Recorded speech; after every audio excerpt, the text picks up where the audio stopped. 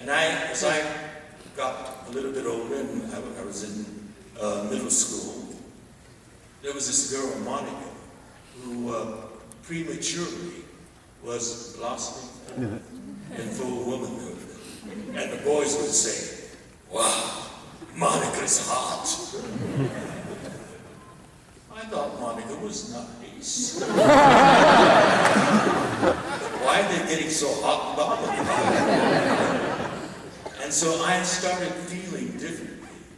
And I didn't like to feel differently because we looked differently. We were punished when I was a kid. And so I tried to hide that. And I acted like the other boys, and I joined them in saying, "Wow, Monica's hot." And when the boys started dating, I dated girls just like they did. And I spent most of my life closeted, as we say. It was a story that took 68 years in the making. And at 68, I came out for the first time.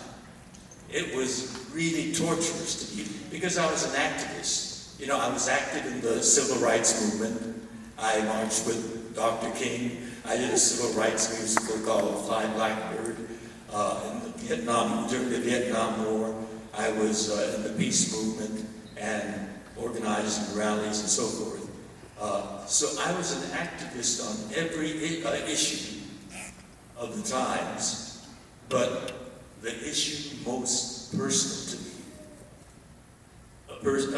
an issue that was my issue, I was silent because I didn't want to be punished.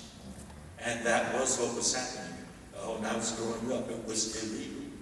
And then when I started going to bars, I was told that the police, the law enforcement officers, raided bars where people just enjoying an evening at your neighborhood bar.